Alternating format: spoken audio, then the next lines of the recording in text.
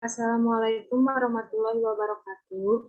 Kami dari kelompok 2 akan mempresentasikan hasil penelitian yang berjudul Reaksi Pasar Modal terhadap Peristiwa Banjir Bandang tahun 2021 di daerah Malang atau studi peristiwa pada sektor consumer goods yang terdaftar di LQ45.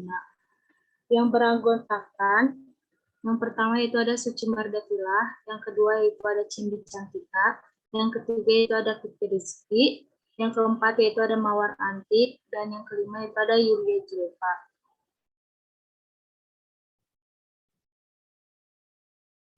Selanjutnya itu ada latar belakang. Pada era globalisasi sekarang ini, instrumen pasar modal menjadi salah satu faktor pendukung perekonomian khususnya di Indonesia.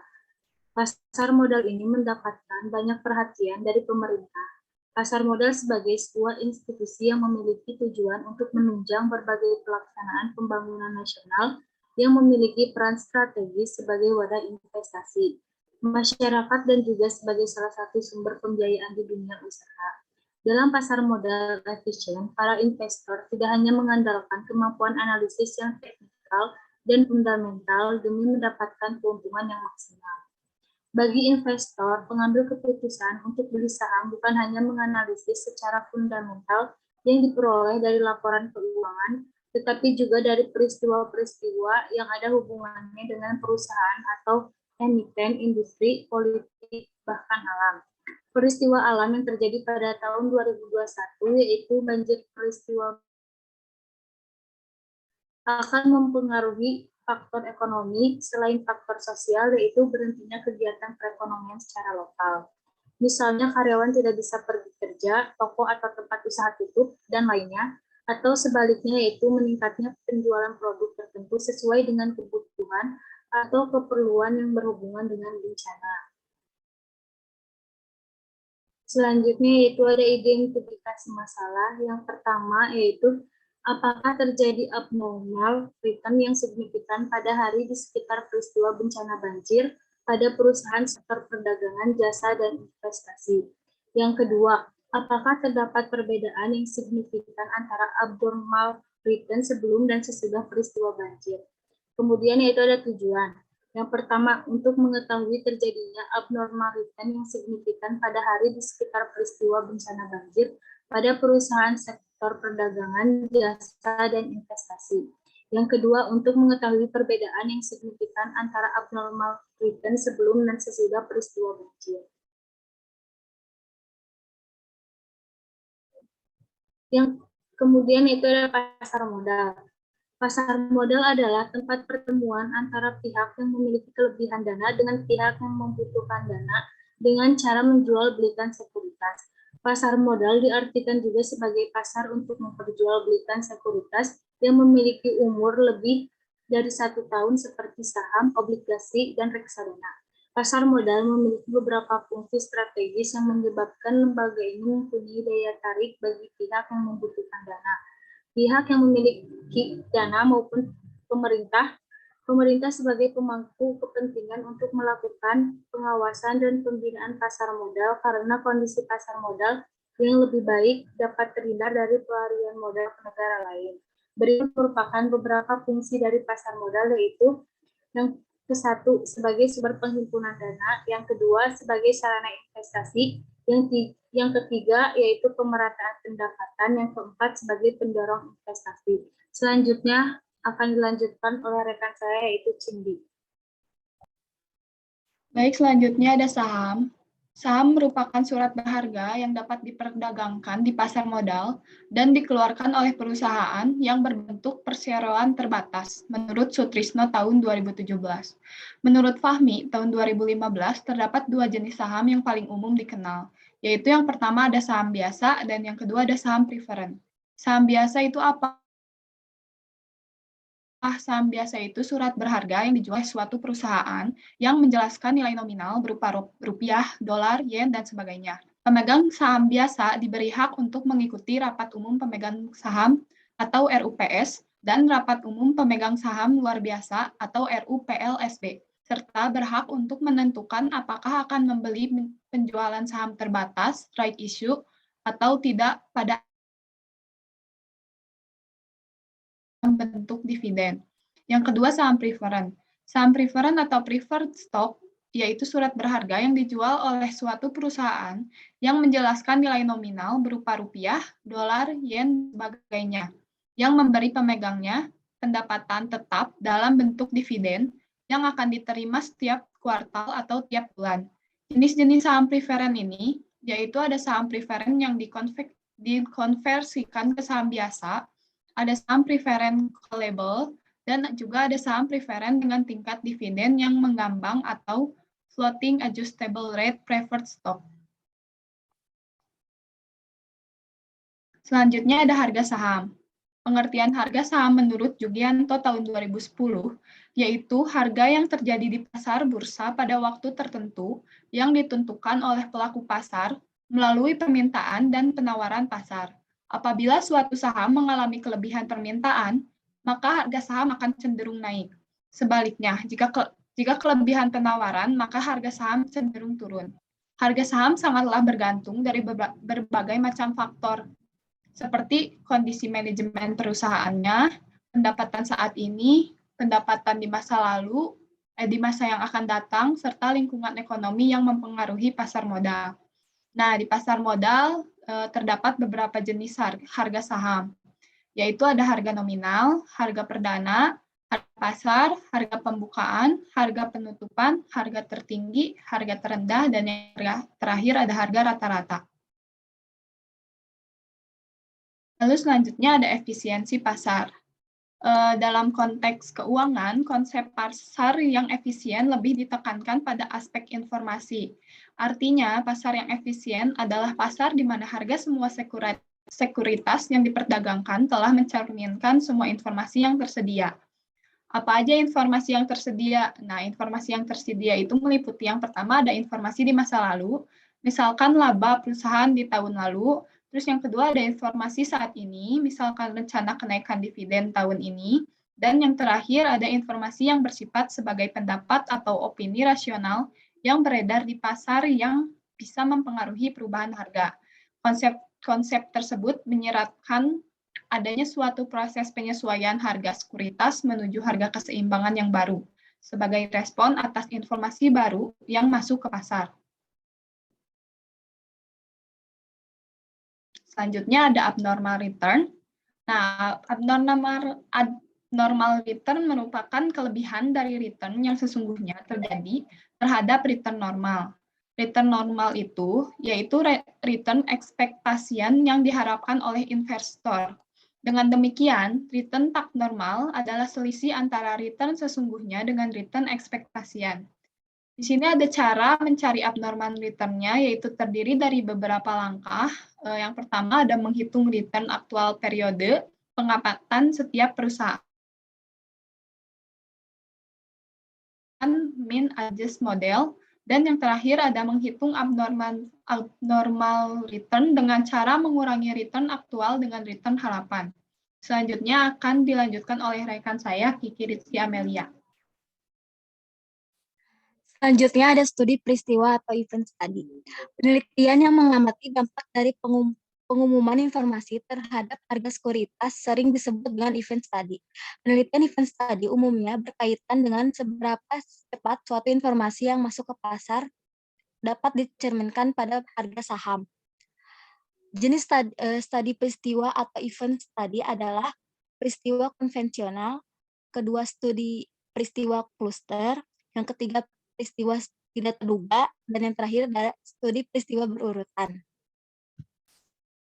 Selanjutnya ada kerangka pemikiran. Sampelnya adalah perusahaan sektor consumer good yang terdapat di LQ 45 tahun 2021, di mana studi peristiwanya adalah peristiwa banjir bandang di Malang pada tanggal 4 November 2021 yang akan berpengaruh pada reaksi pasar modal terhadap peristiwa banjir bandang di Malang 4 November 2021 dan abnormal return sebelum dan sesudah peristiwa banjir bandang di Malang 4 November 2021. Selanjutnya ada hipotesis. Hipotesis yang diajukan dalam penelitian ini adalah sebagai berikut. Yang pertama, A1 terdapat reaksi pasar terhadap peristiwa banjir bandang di Malang tanggal 4 November 2021. Yang kedua, H2 terdapat perbedaan abnormal return sebelum dan sesudah peristiwa banjir bandang di Malang pada tanggal 4 November 2021. Selanjutnya ada metodologi penelitian. Yang pertama ada metode penelitian. Penelitian ini menggunakan penelitian kuantitatif dengan metode deskriptif analisis. Metode deskriptif analisis digunakan karena penelitian ini bertujuan untuk mengetahui ada atau tidaknya reaksi pasar modal Indonesia terhadap peristiwa banjir bandang di Malang. Selain itu, metode yang digunakan untuk menganalisis abnormal return adalah penelitian studi peristiwa atau event study. Yang kedua ada populasi dan sampel. Sampel adalah bagian dan karakteristik yang dimiliki oleh populasi tersebut. Adapun sampel dari penelitian ini adalah 4 saham, yaitu dengan kode saham HMSP, GGRM, INDEF, dan UNVR. Selanjutnya ada sumber data dan teknik pengumpulan data. Teknik pengumpulan data berupa data dokumenter dan transaksi harian perusahaan sektor perdagangan, jasa, dan investasi yang terdaftar di LQ45 yang dapat diakses di situs website finance.yahoo.com dan terdiri dari 1. Harga penutupan saham harian atau closing price selama periode dari 10 hari sebelum dan 17 hari sesudah peristiwa dari tanggal 21 Oktober 2021 dan sampai 18 November 2021 dan untuk periode estimasi selama 30 hari. Selanjutnya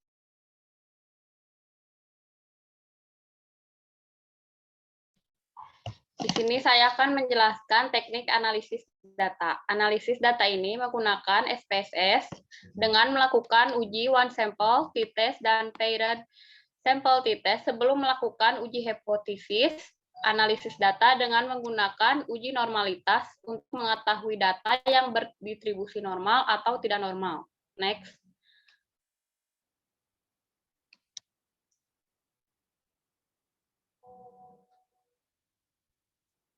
Lalu di sini ada analisis data statistik. Yang pertama, uji normalitas.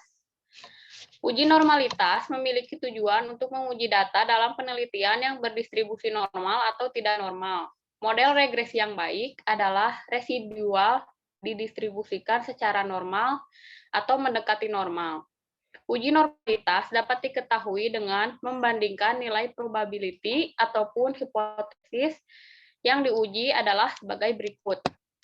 H0 yaitu residual berdistribusi normal, H1 residual tidak berdistribusi normal. Dengan demikian, pengambilan kesimpulan sebagai berikut.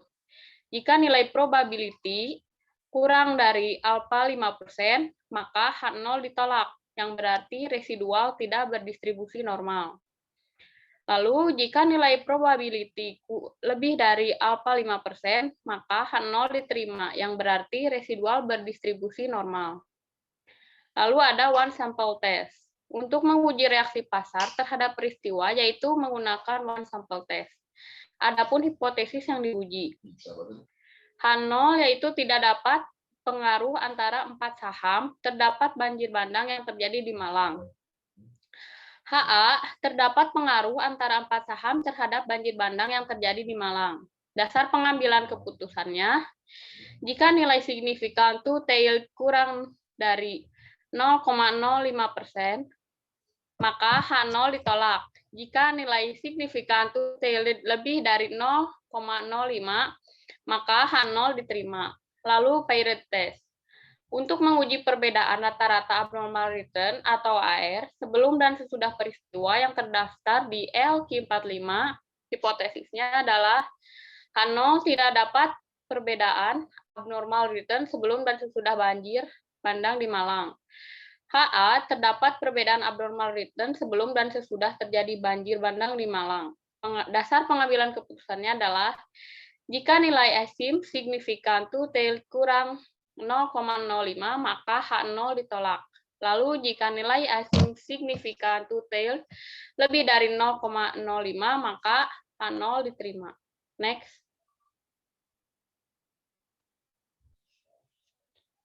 Lalu di sini ada analisis pembahasan. Yang pertama, abnormal return. Berikut merupakan abnormal return dari 4 saham hari sebelum dan 10 hari sesudah. Berikut ini tabelnya. Untuk abnormal return ini didapat dari RI dikurang ERI. Selanjutnya setelah dicari AR-nya itu kita mencari AAR atau rata-rata abnormal return tadi. Jadi yang tadi dirata-ratakan dari seluruh perusahaan, berapa rata-rata abnormal return-nya? Misalkan pada jendela T-10, maaf, pada jendela H-10 atau T-10, itu perusahaannya dirata-ratain berapa abnormal return-nya, seperti T-10, AAR-nya min 0,0137, lalu untuk CAAR-nya didapat dari AAR kumulatif. Jadi ini hasil kumulatif dari average abnormal return. Misalkan untuk T-10, yaitu tetap CAAR didapat dari AAR yang T-10 juga. Tetapi jika T-9 hasil dari CAAR T-10 ditambah AAR T-9 dan begitu pun seterusnya. Next. Lalu yang kedua ada ini tabel average abnormal return sebelum dan sesudah peristiwa. Informasi yang tersedia ini didapat dari sebelum periode 10 hari dihitung dulu rata-rata abnormal return-nya berapa, dan yang sesudahnya pun dihitung berapa. Ini hasilnya bisa dilihat di tabel sebelah sebelum dan sesudahnya. Next. Lalu di sini ada tujuan dari penelitian ini, yaitu untuk mengetahui reaksi pasar modal terhadap peristiwa banjir bandang tahun 2021 di daerah Malang. Pada reaksi tersebut dapat diukur dengan melakukan uji one sample test. Selain itu juga untuk bertujuan mengetahui perbedaan abnormal return sebelum dan sesudah peristiwa banjir bandang. Yang diukur dengan period test. Untuk melakukan pengujian terlebih dahulu dilakukan dengan uji normalitas. Sekian dari saya, dilanjutkan oleh rekan saya Yulia Zulfa. Baik, selanjutnya ada uji normalitas. Pada uji normalitas ini dihasilkan hasil interpretasi seperti pada tabel di berikut. Dapat disimpulkan bahwa data yang berdistribusi normal itu adalah T-10, T-9, T-8, T-7, T-6, T-5, T-4, T-3, T-2, T-1, T-0, T+1, T+2, T+3, T+4, T+5, T+6, T+7, T+9, AAR sesudah dan juga AAR sebelum. Hal tersebut dapat dibuktikan dengan data analisis uji normalitas yang memiliki nilai signifikan lebih besar dari 0,05, maka data berdistribusi normal. Sedangkan data yang tidak berdistribusi normal adalah T+10 karena nilai signifikansinya lebih kecil dari 0,05. Selanjutnya ada uji one sample t-test. Dihasilkan hasil analisis seperti pada tabel tersebut, dan berdasarkan tabel one sample t-test di samping diketahui nilai signifikan to-tail T5, T-5, dan T-4 adalah 0,025 dan 0,039, yang dimana lebih kecil dari 0,05, maka H0-nya itu ditolak. Yang artinya terdapat pengaruh antara 4 saham terhadap banjir bandang yang terjadi di Malang, sedangkan untuk periode yang lainnya yang memiliki nilai signifikan to tail lebih besar dari 0,05 itu H0-nya diterima. Artinya tidak terdapat pengaruh antara 4 saham terhadap banjir bandang yang terjadi di Malang. Selanjutnya ada uji Pirate test. Dihasilkan output seperti berikut. Berdasarkan hasil output tabel Pirate sample test di atas, diketahui bahwa nilai signifikan to tail AAR sebelum dan sesudah sebesar 0,007, di mana lebih kecil dari 0,05. maka H0-nya ditolak, yang artinya terdapat perbedaan antara abnormal return sebelum dan sesudah terjadi banjir bandang di Malang. Selanjutnya ada kesimpulan dan saran yang akan kelompok kami sampaikan. Pada penelitian ini bertujuan untuk mengetahui bagaimana reaksi pasar modal sebelum dan sesudah peristiwa banjir bandang di Malang 4 November 2021 dengan menggunakan variabel abnormal return. Berdasarkan hasil penelitian yang telah dilakukan dengan menggunakan uji statistik, diperoleh kesimpulan sebagai berikut. Yang pertama, pada pengujian hipotesis pertama yaitu menggunakan reaksi pasar pada hari sekitar peristiwa banjir bandang di Malang 4 November 2021 menggunakan one sample t-test menunjukkan pada hari sekitar peristiwa itu tidak terdapat abnormal return yang signifikan. Yang kedua, pengujian hipotesis kedua menggunakan Bayer's test menunjukkan bahwa terdapat perbedaan abnormal return sebelum dan sesudah peristiwa banjir bandang di Malang 4 November 2021.